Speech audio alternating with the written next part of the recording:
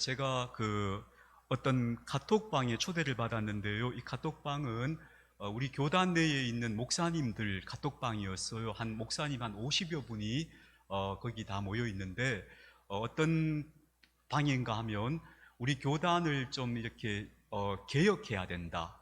지금 우리 교단의 여러 가지 모습들 가운데 좀 아름답지 못한 것들이 있어서 이런 것들을 좀 개혁해야 되는데, 개혁에 있어서 우선적인 것이 좀 이렇게 개혁적인 언론이 필요하다. 교단 기관지가 있습니다만 그것들이 잘 못 담아내니까 좀 개혁적인 목소리를 담을 수 있는 신문을 만들자 하는 뜻을 가진 목사님들이 모여있는 카톡방에 제가 초대를 받았어요. 그러니까 전국적으로 다 이제 여기저기 계시는 분들이 다 함께 모인 거예요. 그러면서 이제 고민을 하다가, 우리가 요즘 뭐 신문 만드는 인터넷으로 하면 되는 거니까 그다지 어려운 일이 아니니까 뜻을 모아서 한번 해봅시다 하면서 신문 이름을 이제 거기서 공모를 했어요. 어떤 이름이 좋을까요? 라고 얘기를 했는데, 이름이 중요하잖아요. 이름을 딱 들으면 벌써 느낌이 좀 와야 되잖아요. 근데 여러분들이 이제 이름을 쭉 제시를 하면서 추천을 하시는데, 제가 아무리 봐도 별로 마음에 와닿는 이름이 없어요. 저도 이름이 고민이 됐어서 며칠을 생각하다가 제가 탁 떠오르는 게 있어서 그걸 올렸어요. 그랬더니 반응이 괜찮은 것 같아요.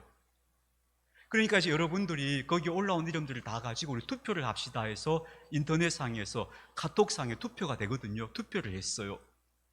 근데 이제 두 개의 이름이 똑같이 동률로 30%, 30% 지지를 받은 거예요. 그 중에 하나가 제가 제시한 이름이었어요. 또 다른 분이 제시한 이름이 이렇게 30%씩 똑같이 지지를 받은 거예요. 그래서 기분이 좋더라고요. 내가 좀 기여를 했다 싶었어요. 30% 똑같이 받았으니까 이제 이 두 개 놓고 투표를 한 번 더 하면 되잖아요. 근데 분위기가 좀 이상한 거예요. 어떤 분이 글을 올리는데 제가 제시한 이름이 좀 세다는 거예요. 그래서 자기는 싫다는 거예요. 그러면서 그런 글을 한 두 번을 올리는 거예요. 제가 기분이 나쁜 거예요. 괜히 기분이 나쁜 거 있잖아요. 아니, 똑같이 30% 지지를 했는데 그럼 투표하면 되지. 뭘 자기가 기분이 자기 그 선호도를 굳이 이야기할 필요가 없는 거잖아요. 마음이 좀 언짢은데 거기 모인 카톡방에 모인 사람들 분위기가 대충 그랬던 것 같아요. 그런 글이 올라오니까 사람들이 뭔가 벌써 이게 좀 아무 대꾸도 없고 왜 쫙 긴장이 흐르는 그런 분위기 있잖아요. 좋은 일을 하려고 뜻을 모으는데 갑자기 뭔가 조금 불편한 긴장이 느껴지는 이런 분위기가 된 거예요. 사람들 글을 다 읽고서도 아무도 대꾸도 안 하고 이 분위기가 좀 이상해지는 거예요. 저는 좀 속이 상하고, 내가 제시한 이 이름이 참 좋은 이름이라고 저는 생각하는데, 근데 우리가 좋은 일을 하겠다고 뜻을 모았는데 이런 것 때문에 중간에 흐트러지면 이상하잖아요. 그래서 제가 잠깐 좀 기분이 안 좋았는데 다시 생각을 고쳐먹고 글을 썼어요. 제가 생각해 보니 제가 제시한 것보다 다른 이름이 더 좋은 것 같습니다. 그걸로 합시다. 우리 다 뜻을 모아서 함께 갑시다. 이렇게 글을 올렸어요. 그랬더니 갑자기 거기 막 댓글이 달리는 거예요. 예, 목사님, 그래 합시다. 이제 분위기가 뭔가 긴장되던 분위기가 쫙 풀어졌어요. 제 생각에 그렇게 이제 한 고비를 넘은 것 같아요. 제가 돌아보면서 스스로 생각하기를 잘했어, 이렇게 한 거예요. 근데 지금도 저는 제가 제시한 이름이 더 좋다고 생각해요. 그 생각은 바뀌지 않았어요. 근데 어쨌든 중요한 거는 거기도 다른 이름도 30% 지지를 받았으니까, 그러니까 어쨌든 일이 되는 게 중요하잖아요. 그러니까 내 주장을 끝까지 할 필요가 없겠다 하는 생각을 하게 된 거고, 그걸 저는 지금도 잘했다고 생각해요. 오늘 저는 여러분과 함께 권세에 대한 이야기, 권력에 대한 이야기를 좀 나누고 싶어요. 제가 지금 앞서 말씀드린 이야기가 권력, 권세와 매우 깊은 관련이 있어요. 한번 경청해 주시기를 바랍니다. 우리가 지난주 또 저지난주에 처음에는 돈 이야기를 했죠. 그죠? 그래서 우리가 돈도 중요하지만 돈보다 더 소중한 가치가 있다는 걸 기억해야 된다고, 돈을 우리가 하늘의 보물을 쌓는 그런 삶을 살아야 한다는 말씀을 드렸고요. 지난주에는 사람들에게 인정받는 문제에 대해서 말씀드렸어요. 인정의 욕구는 우리에게 누구나 필요하고 중요한 생존에, 사람에게 좋은 평판 받는 건 우리 생존에 매우 중요한 일이지만, 그러나 사람의 인정만 신경 쓰다 보면 우리 내면이 공허해지고 사실상 우리가 보잘것없는 사람이 되어버린다. 남의 눈을 의식하기보다 내가 하나님 앞에서 정말 좋은 사람 되기를 애쓰자 하는 말씀 나누었죠. 오늘은 세 번째로 권력, 권세에 대한 말씀을 나누고 싶어요. 이 세 가지는 대단히 중요해요. 왜냐하면 예수님께서 시험 받으셨던 이 세 가지 시험이 이 세 가지 문제하고 딱 연결되어져요. 마귀가 예수님께 그랬잖아요. 돌로 떡을 만들어 보라 했어요. 그건 돈의 문제예요. 먹고 사는 문제를 이야기하는 거예요. 두 번째, 너 성전 꼭대기에서 한번 뛰어내려 봐 했잖아요. 네가 멀쩡하면 사람들 너를 보고 놀랄 거야 했어요. 이건 사람들에게 인정받는 문제예요. 세 번째, 나한테 엎드려 절하면 내가 이 땅의 모든 영광과 권세를 너에게 줄 거야 했어요. 이건 권세의 문제, 권력의 문제예요. 그래서 이 세 가지는 우리가 반드시 이해하고 경계해야 되는 문제다 하는 의미에서 오늘 권세에 대한 이야기를 마무리하려고 해요. 자, 근데 오늘 우리가 권세, 권력에 대한 이야기를 하면요, 권력 하니까 어디 정치하는 분들만 해당이 되는 문제처럼 우리가 얼른 받아들이기 쉬운데 그렇지 않아요. 오늘 예수님께서 이렇게 말씀하셨어요. 이방인의 집권자들은 그들을 임의로 주관하고, 그랬어요. 임의로 주관하고. 이 말이 뭔 뜻인가 하면요, 사람들을, 타인을 내가 원하는 대로 끌고 가려고 하는 게 권력이에요. 그게 가능한 힘이 권력인 거예요. 내가 옳다고 믿는 방향으로 사람들을 동원해서 끌고 갈 수 있으면 그 사람은 권력 있는 사람이에요. 우리는 그것을 권력이라고 정의할 수 있어요. 그런 의미에서 권력은요, 물리적인 힘도 권력이 될 수 있죠. 어떤 사람이 힘이 굉장히 세요. 체격이 엄청나게 커요. 그럼 그 앞에서 그 사람이 뭐 하자 하면 우리가 반대하기가 좀 힘들잖아요. 그것도 권력이 되는 거예요. 어떤 사람은 가지고 있는 그 재산이 엄청나요. 그럼 그 사람이 뭐라 한마디 하면 우리가 아닌데요 말하기가 좀 힘들어요. 그것도 권력이 되는 거예요. 그렇게 타인을 내 의지에 굴복시키는 것을 권력이라고 불러요. 그러면 그것이 힘이 세거나 어떤 재산이 많거나 이런 사람한테만 해당되느냐? 천만의 말씀이에요. 우리 인간은 누구나 우리 마음속에 타인을 내가 내 의지 속으로 복종시키고 싶은 마음이 우리는 다 가지고 있어요. 안 그러셔요?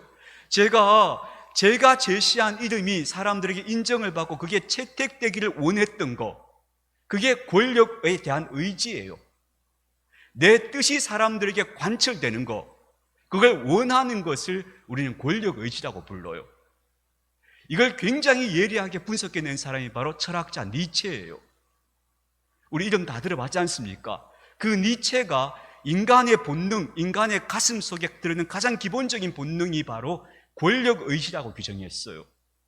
인간은 누구를 만나든지 간에 항상 내 뜻을 다른 사람에게 말하자면 굴복시키는, 관철시키고자 하는 의지를 가지고 있어요. 이게 권력 의지예요. 근데 이게 나쁜 거냐? 나쁜 거 아니에요. 여기는 옳고 그름의 구분이 없어요. 우리가 원래 인간이 그런 거예요. 누구나. 이걸 일단 우리는 인정할 필요가 있습니다. 내가 옳다고 믿는 것을 타인이 동의하도록 만들고 싶은 마음, 그게 바로 우리 안에 있는 권력의 욕구다 하는 걸 먼저 여러분 잘 이해하셔야 됩니다. 그러니까 권력이라는 게 국회의원 출마하는 사람들만 권력을 탐하는 게 아니고 우리 모두가 다 권력을 탐하는 사람이라는 것을 먼저 인정해야 합니다. 이걸 인정해야 우리가 이 문제를 바로 볼 수 있게 되는 겁니다. 그건 나하고 관계없는 문제야 이렇게 생각하면 안 됩니다.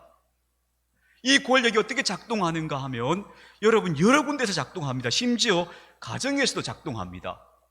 아버지가 우리 식구들은 전부 가장인 내가 하자는 대로 다 해야 돼 하면 그 아버지는 지금 권력을 행사하고 있는 겁니다. 그렇게 작동하는 겁니다. 어디서든지. 이건 부부관계도 작동합니다. 당신은 무조건 내 말 들어야 돼 하면 이 사람은 권력자인 겁니다. 반대도 있죠. 요즘은 여성들이 좀 힘이 세가지고 남편을 꼼짝 못하게 내가 하라는 대로 하라니까 이러면 그 권력이 작동하고 있는 겁니다. 이게 다 권력의 문제입니다. 이런 걸 여러분이 좀 잘 이해하셔야 합니다. 근데 이 의지가 사실은 인간관계의 모든 긴장과 갈등의 불씨가 됩니다. 왜냐하면 누구라도 다른 사람의 의지에 자발적으로 굴복하고 싶은 사람은 없습니다.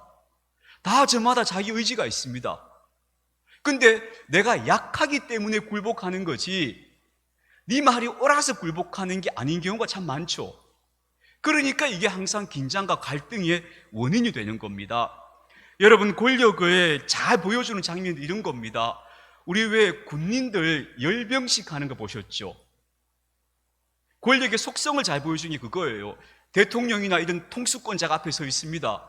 그러면 수백 수천의 군인들이 일사불란하게 한꺼번에 경례를 탁 붙입니다. 그리고 탁 부동 자세를 취하고요. 그리고 쉬어 이러면 갑자기 동작이 착 달라집니다. 말 한마디로 그 수백 명, 수천 명이 움직여지는 겁니다. 그게 바로 권력이 작동하고 있는 겁니다. 내 말 한마디에 움직여지는 사람이 많으면 많을수록 그 사람은 권력자인 겁니다. 이해되시죠? 권력은 그렇게 작동하는 겁니다. 그런데 또 보세요. 우리가 교회들이 모이는 것을 노회라고 합니다. 이제 조금 있으면 10월 달에 노회가 있는데요. 이번에 노회장으로 출마하시는 분들이 있어요. 그분들이 서로 노회장이 되겠다고 사람들에게 막 이렇게 문자도 보내고 막 운동을 열심히 하십니다. 이건 뭘까요? 이것도 권력의식입니다. 이게 노회장이 된다고 해서 무슨 부귀영화가 보장되는 그런 거 아니에요. 그런데 문제는 왜 사람들은 그게 되고 싶어 하는가? 내 말에 사람들이 순종하고 따라오는 걸 보는 것이 우리의 큰 만족인 거예요. 내가 어떤 결정권을 가지고 움직이고 내가 사회 회의를 인도하고 땅땅땅 치면 그게 결정이 되고 하는 그 자체가 권력인 거예요. 그 인간은 그런 권력에 대한 욕망이 다 있습니다, 사람은. 그래서 사람들은 그런 자리에 서고 싶어 하는 겁니다. 이런 이야기도 있어요. 교회 안에는 그런 권력 작동이 안 하는가 합니다. 이런 이야기가 있죠. 미국에 있었던 실제 교회에서 일어난 일인데요. 그 교회에 굉장히 멋진 피아노가 교회에 들어오게 된 겁니다. 그랜드 피아노, 아주 멋진 피아노였던 것 같아요. 그러니까 교회 귀한 피아노가 들어오니까 교인들이 다 좋아하고 와 신기했겠죠. 근데 그 피아노를 어디에 둘 것인가를 놓고 교인들 간에 의견이 갈라진 겁니다. 어떤 분이 이 피아노 너무 멋진 피아노니까 강대상 위에 올립시다. 아마 강대상이 넓었던 것 같아요. 강대상에 올리자 그랬어요. 그러자 그 말을 듣고 있던 다른 분이 무슨 피아노를 강대상에 올리느냐고 내려놓아야 된다고 그런 거예요.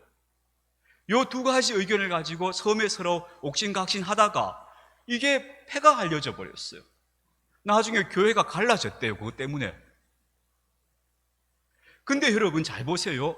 피아노를 어디 놓느냐는 전혀 중요한 문제가 아니에요. 내가 낸 의견이 묵살되는 게 문제인 거예요. 여기서 뭐가 작동하는 거예요? 권력 의지가 작동하는 거예요. 그래서 나중에 그 두 분, 한 사람은 강대상에 올리자 한 사람은 내려놓자 했던 두 분이 마침 공항에서 만났대요. 만났는데 오랜만에 만났는데 좀 개면쩍잖아요, 서로. 그래서 인사는 해야 되니까 인사하고 잘 지냈나 하다가 어떤 분이 이렇게 물었대요. 그때 피아노 올려놓자 한 사람이 네가 그랬나 내가 그랬나? 이렇게 물었대요.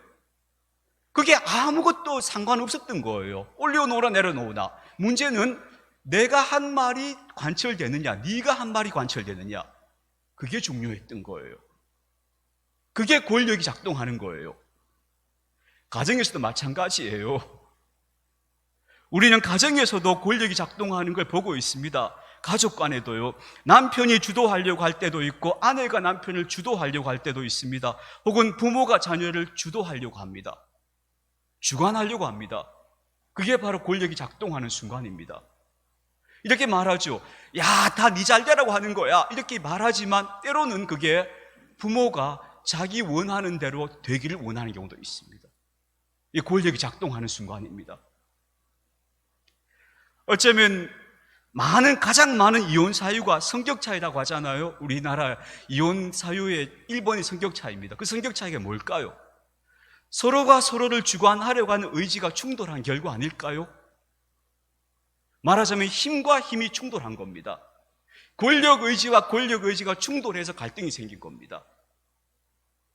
그게 바로 우리가 살아가고 있는 삶의 일상이다 하는 것을 이해하실 필요가 있습니다. 근데 여러분, 앞서 말씀드린 것처럼 이 권력에 대한 욕구는 내가 내 생각을 타인에게 관철시키고자 하는 욕구는 자연스러운 겁니다. 그거 자체가 문제가 되지 않습니다. 그렇다면 만약에 이런 욕구들을 다 우리가 인간이 다 제거할 수 있다면 그럼 이 세상은 낙원이 될까요? 그렇지 않습니다. 니체는 이렇게 말합니다. 우리 속에서 이런 권력 욕구가 다 사라진다면 이 세상은 낙원이 되는 게 아니고 모든 사람은 생의 의지를 잃을 것이다 그래요. 삶의 의미를 상실할 거라 그래요. 그만큼 권력의식은 인간에게 본능적인 것이고 중요하다는 겁니다. 오히려 인간을 살게 만들고 목표를 설정하게 하고 앞으로 달려가게 하는 중요한 동기가 된다는 겁니다. 저는 그 말에 동의합니다. 그런데 문제는 오늘 예수님이 이렇게 말씀하셨습니다. 예수님 말씀을 잘 들어볼 필요가 있습니다. 예수님이 이렇게 하셨어요. 크고자 하거든, 진짜 네가 큰 사람이 되고 싶거든 뭘 하는가 하면 남을 섬겨라 하셨어요. 예수님이 네가 크고 싶어하는 그 욕구를 버리라고 말씀하신 게 아니에요. 네 안에 다른 사람보다 더 중요한 사람이 되고 싶은 욕구가 있지? 그렇다면 너는 그 욕구를 정말 만족시키고 싶거든 섬겨라 하셨어요. 또 이렇게 말씀하셔요.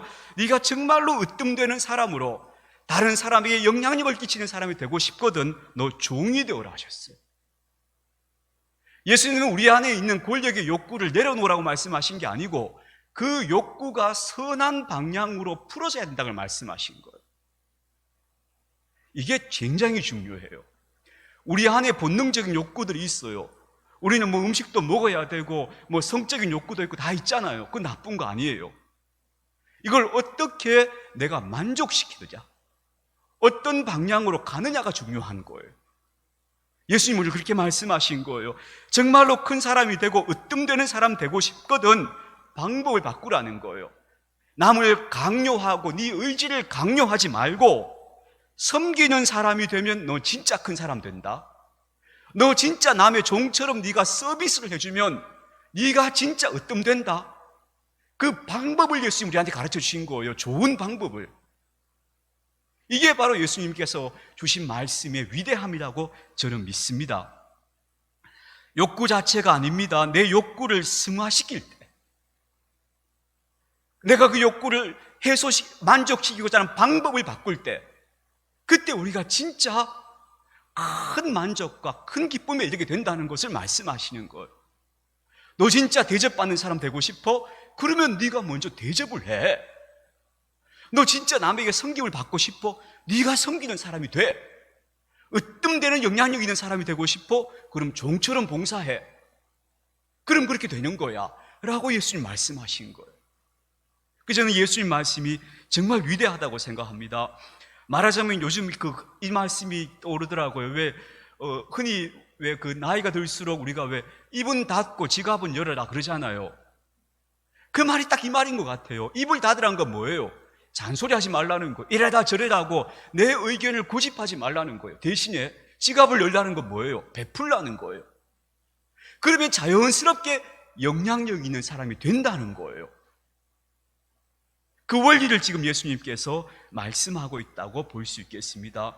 그래서 저는 섬기다, 종이 되라는 말씀을 조금 우리식으로 적용하자면 이렇게 말하고 싶습니다. 남을 돕는 사람이 되어라. 도와주고 후원하고 응원해주는 사람이 되어라. 그러면 오히려 네가 큰 사람이 된다. 그 말씀을 예수님께서 하시는 것이라고 적용하고 싶습니다. 구체적으로 그래서 이렇게 말씀드리고 싶습니다. 여러분 만약에 여러분의 의견을 주장하거나 의견이 내어놓아졌을 거나 그런 상황이 있잖아요. 그리고 혹은 사람을 대할 때 늘 여러분 마음을 좀 살폈으면 좋겠어요.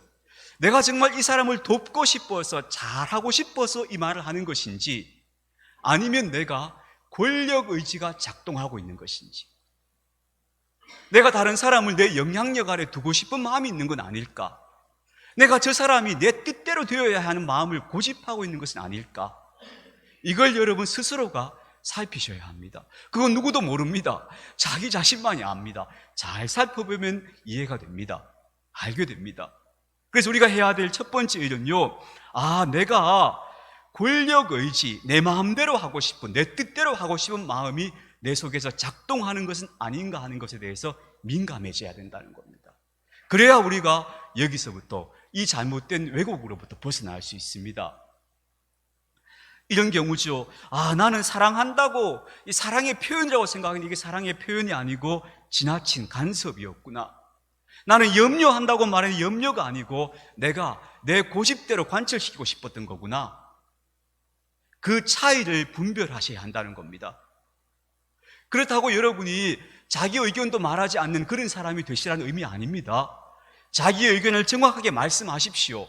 자기 뜻을 말씀하십시오.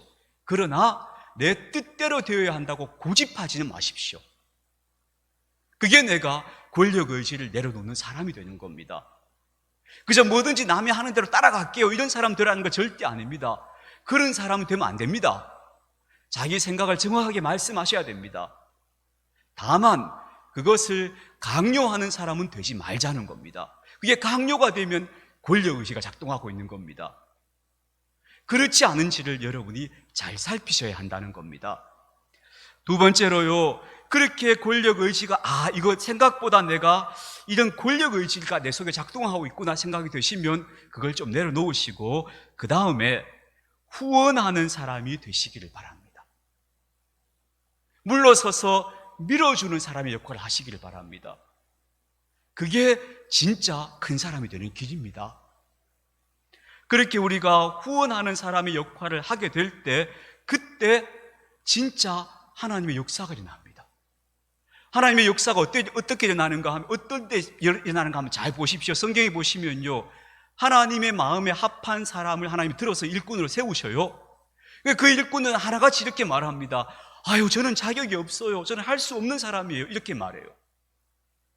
그런 사람들을 들어 쓰실 때마다 하나님의 뜻이 나타납니다.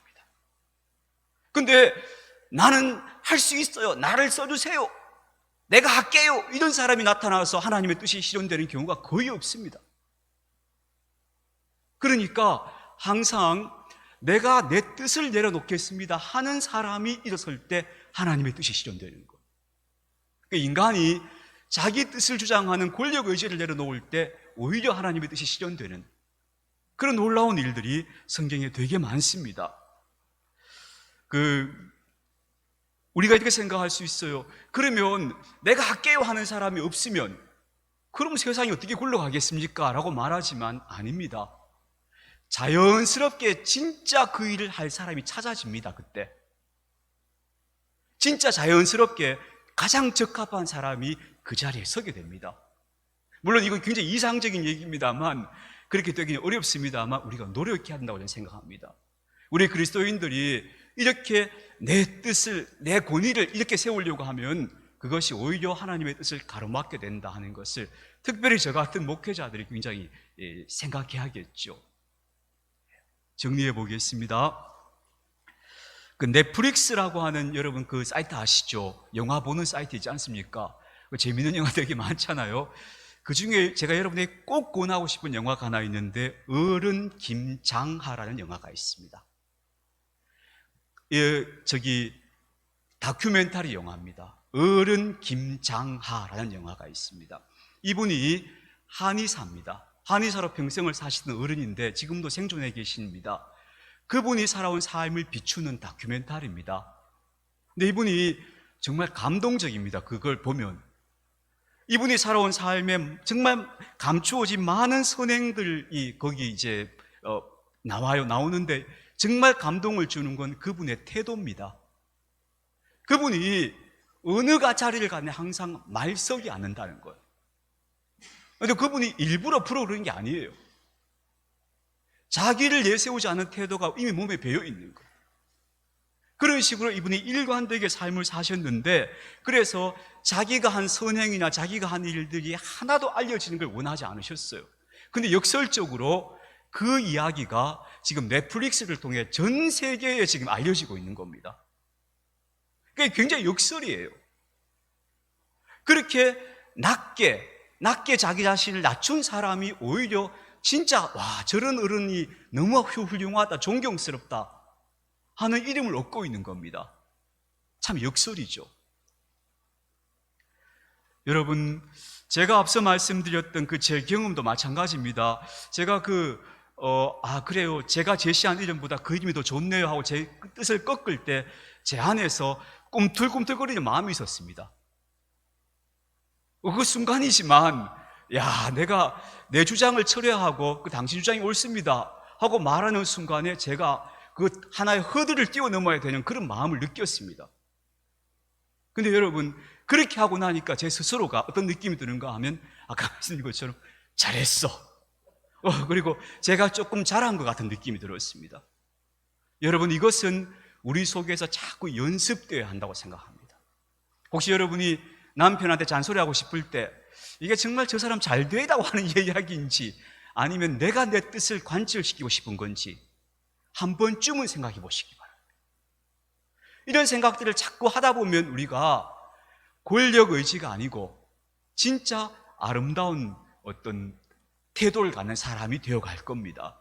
하루아침에 그렇게 되지는 않겠습니다만 내 뜻대로 하고자 하는 그 의지를 내려놓고 오히려 하나님의 뜻이 실현되어지고 다른 이들이 하고자 하는 일을 후원하고 밀어주는 사람의 역할을 내가 하겠습니다 하면서 스스로를 낮추기 시작할 때 오히려 우리의 삶이, 우리의 모습이 훨씬 더 아름다워진다는 것, 그 역설을 좀 기억했으면 좋겠습니다.